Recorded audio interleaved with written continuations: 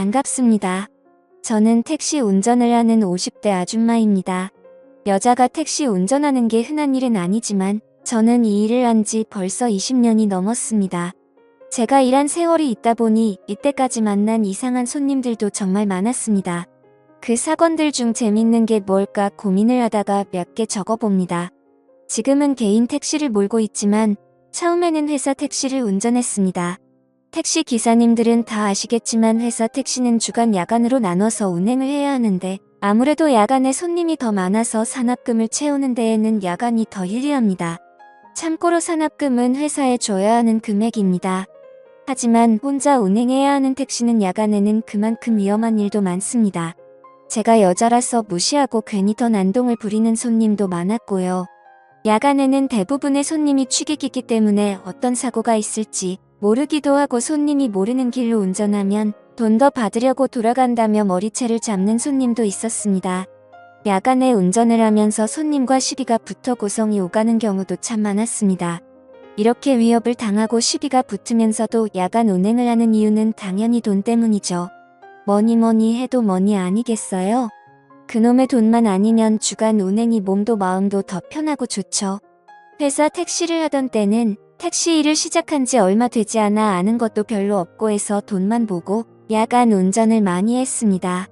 의욕만 앞서서 체력은 생각도 못했던 거죠. 그러다가 너무 힘들어서 잠시 주간 운행으로 바꾼 적도 있었으니까요. 물론 돈이 안 돼서 금방 야간으로 돌아갔지만요.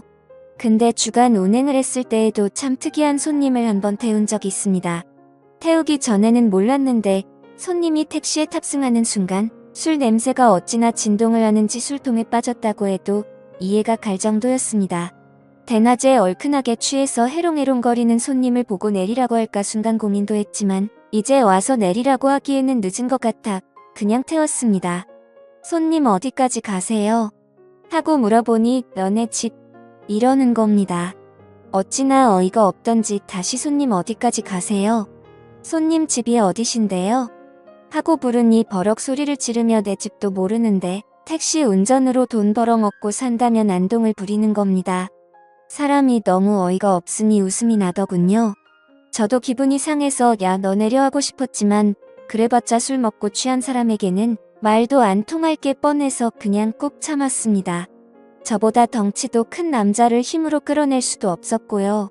어쩔 수 없이 근처 지구대로 갔습니다. 경찰이 취객을 보자마자 혀를 차더군요. 경찰이 봐도 대낮부터 고주망태가 된 그 손님이 한심해 보였나 봅니다.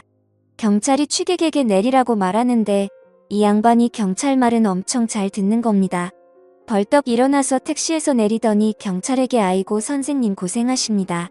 하면서 멀쩡한 신사처럼 예의를 지키고는 택시기사가 멀쩡한 길을 돌아서 간다고 저를 흉을 보는 것입니다. 그때 그 모습을 보고 제가 어이가 없어서 세상에 별의별 놈 다 있네 하던 기억이 있습니다. 이 정도가 그렇게 위험할 수도 아닌 평범한 진상 손님 중 한 명입니다. 취객 중에서는 정말 불쾌하고 위험한 행동을 하는 손님들도 있었습니다. 대부분의 취객들은 뒷자리에 거의 드러누워서 발로 운전석을 차며 여자가 집에서 밥이나 하지 괜히 밖에 나와서 택시 운전한다며 운전을 너무 못해서 거슬린다고 운전 똑바로 하라고 소리를 지르고 욕을 합니다.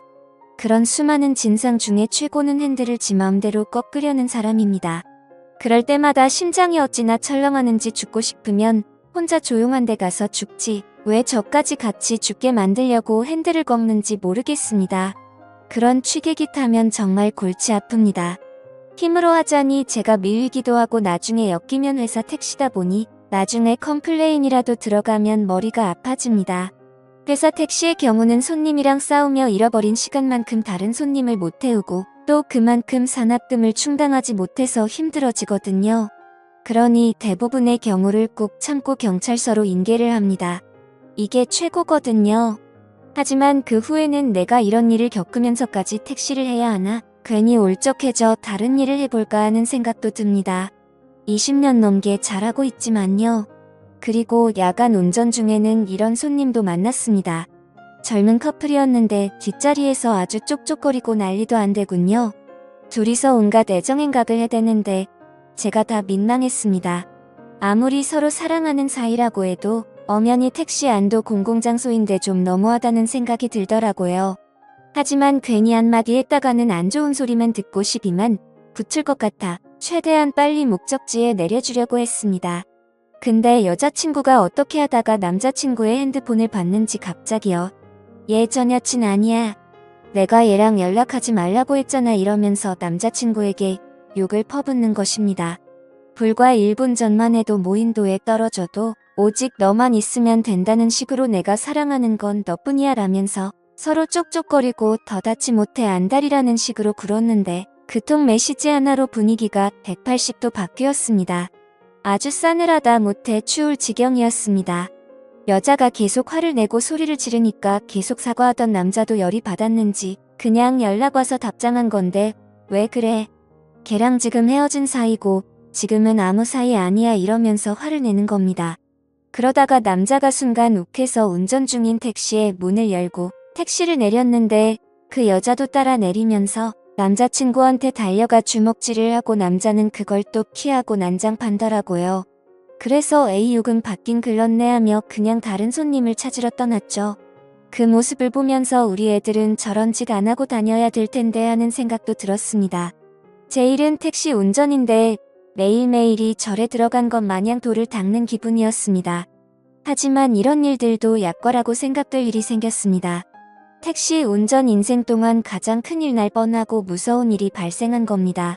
제가 회사 택시를 몰 때 생긴 일이니까 지금은 한참 더 된 이야기네요.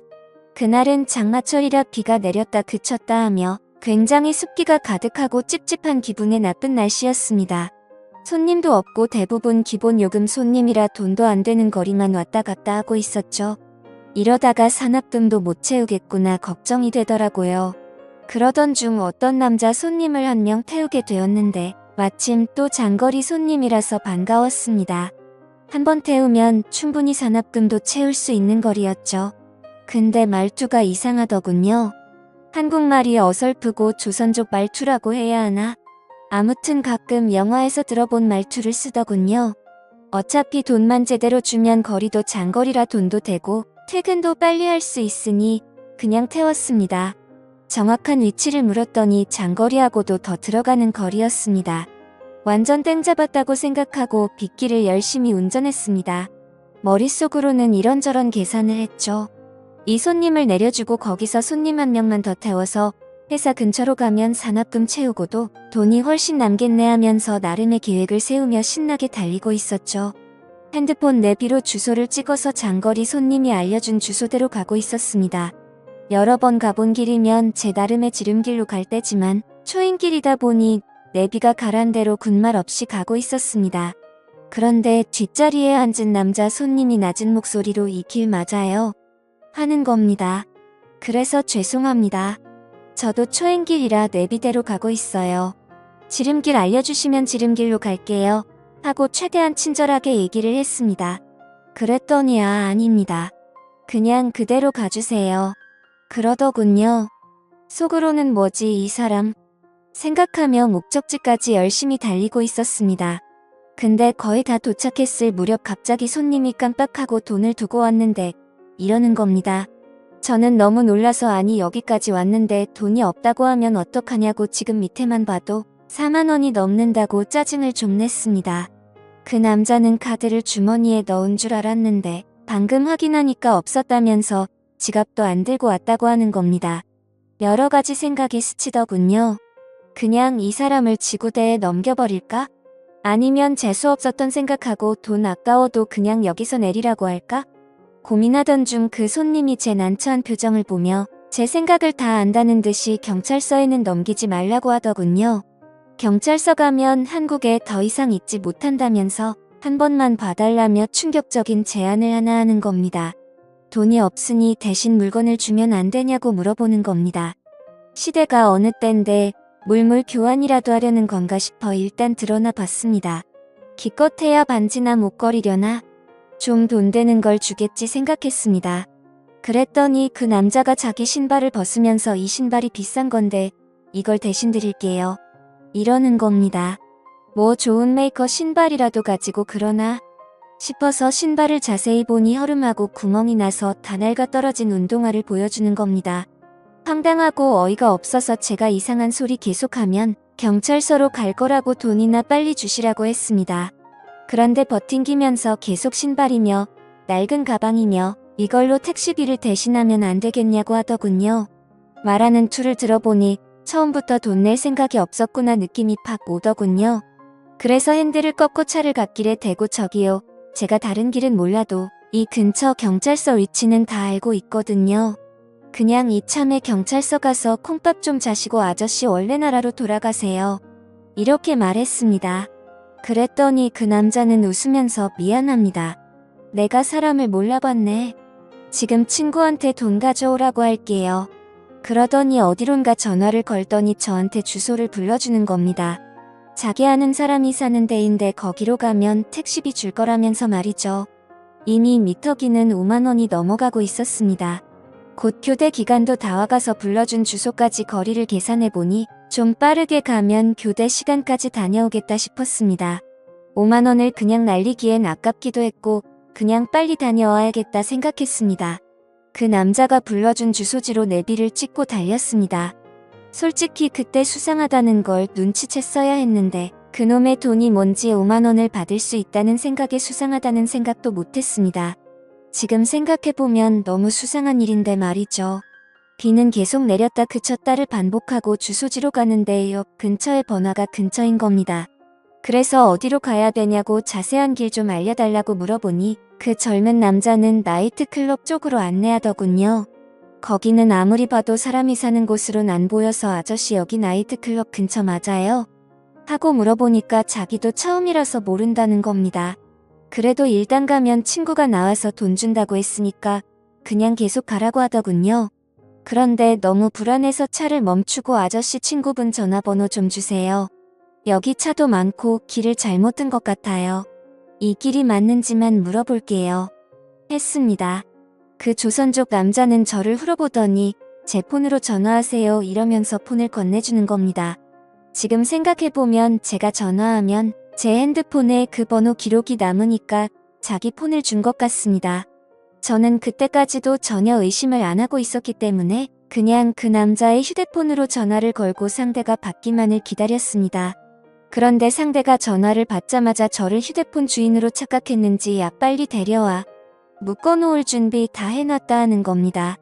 그 말을 듣는 순간 이거 뭔가 이상하다 하는 생각이 들었습니다. 보통 같으면 택시비 얼마 정도 나왔는데 나던가 언제 도착해 내려가 있을게라고 하는 게 맞는데 묶어놓을 준비가 다 됐다고 말하는 건 왜일까라고 생각하는데 순간 인신매매가 생각나며 소름이 돋더군요. 그 무렵쯤에 중국인들이 인신매매를 하려고 사람을 납치해간다 뭐다 하는 소문이 돌기도 했고 여자 혼자 다니다가 납치를 당했다 하는 소문도 종종 돌았거든요. 둘 중에 어떤 거라도 큰일이구나 싶었습니다. 처음부터 나를 납치해서 데려가려고 했구나. 데려가서 무슨 일을 하려는 거지? 생각하다가 일단 티 내면 안 되겠다 싶어서 조용히 전화를 끊었습니다. 뒷좌석에서 남자가 왜 아무 말 안 하고 끊어요 하는 겁니다. 순간적으로 여기서 살아서 집에 가려면 정신 똑바로 차려야 한다고 생각이 들었습니다. 시끄러워서 전화가 잘 안 들리네요 하면서 대충 얼버무리고 나중에 다시 전화해본다고 하고 스트레칭하는 척하며 머리를 굴렸습니다.